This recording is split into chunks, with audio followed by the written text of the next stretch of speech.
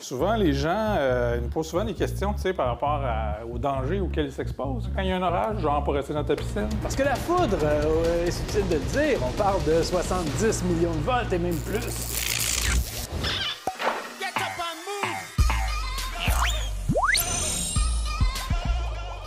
On dit souvent que l'eau est un bon conducteur électrique. C'est vrai ou c'est faux?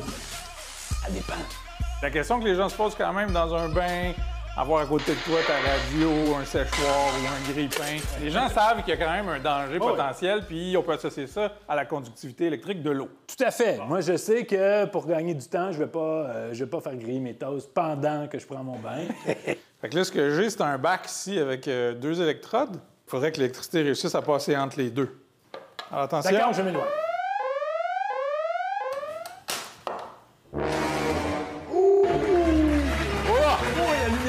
Et l'aveuglement fut aussi. J'ai préparé de l'eau. C'est dans ce milieu-là qu'on se baigne. J'aime, c'est relaxant le son de ton installation. Ouais. Il y a de l'eau qui s'est installée entre tes 2 pièces de métal. On est prêt? Absolument. On essaye ça? C'est peut-être une réponse qu'on est en train de regarder. C'est peut-être une réponse. Il y a une variable, là. Ouais. C'est que tu as une méchante distance entre les deux aussi. Ça voudrait dire que si on augmentait la tension électrique peut-être à justement 1 million de volts, Peut-être ça se rendrait l'autre barre. mais on fera pas ça. Non. Parce qu'on veut rester en vie. Oui. Alors, on a ici notre indication du nombre d'ampères qui va passer.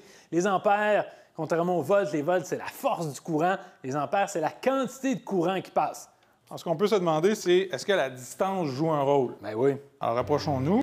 3, 4. Alors, est-ce qu'on va se rendre à 7? Oh, 8, 9, 10! Donc là, ce qu'on va faire, Stéphane, c'est qu'on va mettre notre sel, qu'on va brasser.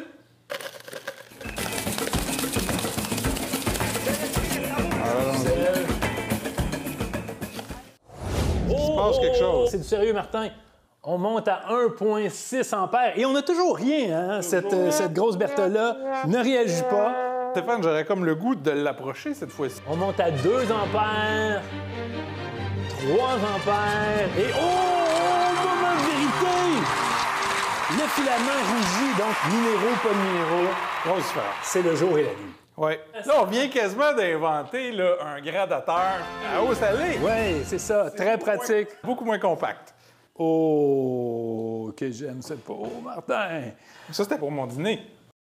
Tu voudrais qu'on installe ça, puis qu'on teste, voir si le courant peut passer à travers un cornichon. Et voilà. Bon, Martin, j'ai modifié un petit peu l'affaire. J'ai enlevé la lampe du circuit. Il me reste que le cornichon dynamique qui va être dans le circuit. Donc, c'est le cornichon qui va nous donner la réponse lui-même. OK, ben allons-y, branchons le cornichon. Oh!